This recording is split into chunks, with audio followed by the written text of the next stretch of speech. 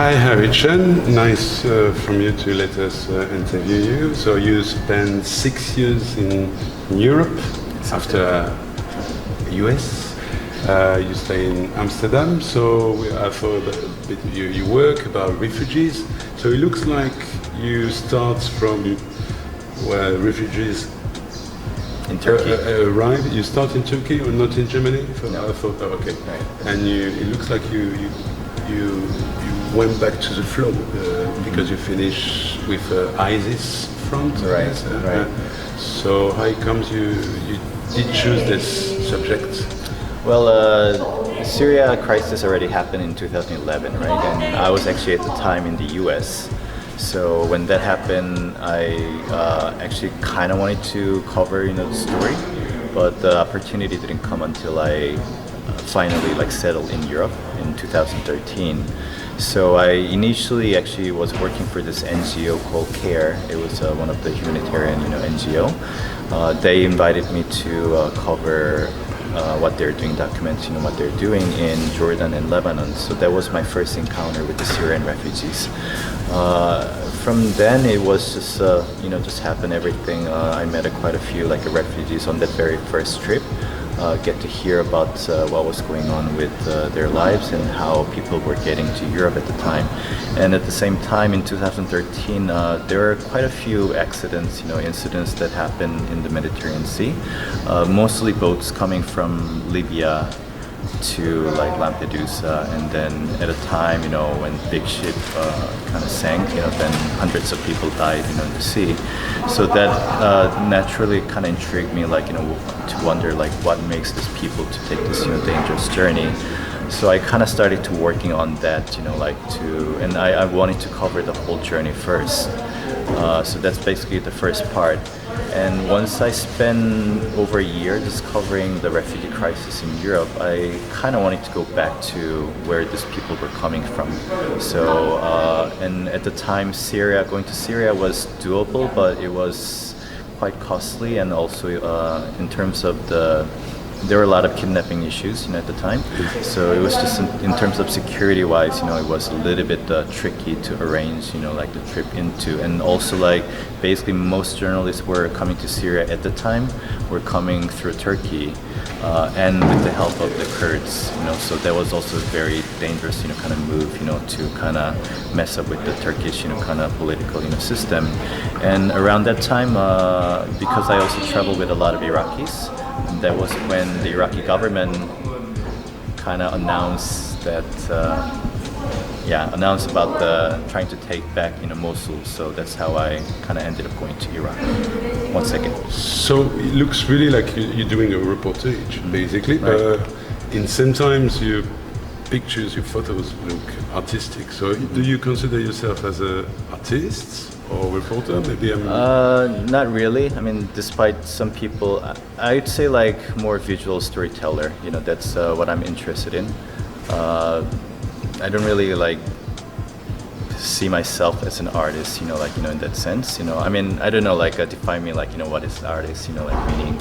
And but I'm just more curious about telling other people's stories. And that's. So that would be a definition that somebody else can. I mean, some people call me artist, but I see myself as a more pure documentarist or documentary filmmaker or documentary photojournalist, type of person. So you think you focus on this topic basically? Well, in all the places in the world, for example. Or? I cannot cover all the places in the world, so that. But I am interested in people living in the marginal, conditions. And there's some common human elements that really always touches me that keeps making me go back to those places. So I'm interested. So you in those just came back to Korea, and about refugees in Korea is a big problem. Right. What do you think about that? Well, maybe it would be an interesting thing to cover, or illegal. I thought about migrants. it. I, of course, kind of felt it was a little bit absurd, how Korean people in general, in the public were, responding to a very few numbers of, kind of refugees, I can understand, and I had this, meeting with the UNHCR, it's just for Korea, like yes, compared to numbers, to like how many refugees coming to Europe or how many refugees are settling in the neighboring countries in Middle East, it's very small numbers. But you have to understand from the Korean perspective, it's suddenly there was not a time, where like even hundreds of people, came in all at the same time. So that can be a little bit, surprise, caught up, by surprise. And I think like that was just kind of a natural reaction. At the end, I think like people understand, especially I heard that people living in Jeju, like who were the one who's actually encountering the refugees, they, after spending some time with them, they just realized that, okay, like, they're not much of a threat, or they're not much of a, they're just like us, human beings. So I heard that actually people there, they treated like the refugees in a better way. It was just people who never got a chance to meet them, having this bias, and then just, talking, negatively about the people. So it's going to be a improving kind of process, but I believe that it will get in a better place. In some ways, like the crisis in Middle East is more European story, right. We were involved for, let's say, centuries, but in some ways in Asia, Korea could as well dwell some people. But in a way that at the same time I always kind of try to say that because often like Korean people talk about how we often forget that people were also refugees and only like 50 years 70 years ago after the Korean War. And yes, there were like a good elements that Korean people work hard to get back on feet and everything. But at the same time, it is true that also Korea would have never, came this far, without the help of others. So I believe that, this is actually kind of time, of returning, that, that you can also, we are in a position to help other people. So that's what I want to kind of keep saying, whenever I get a chance, when people are talking about, refugees.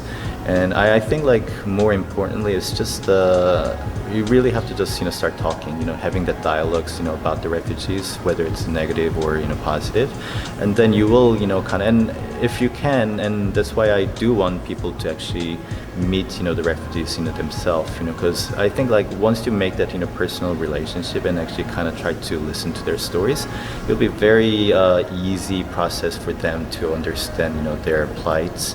And that way, like, because right now, like, you're just having so much of misinformation and bias, about the refugees, about their culture, and then where they're coming from.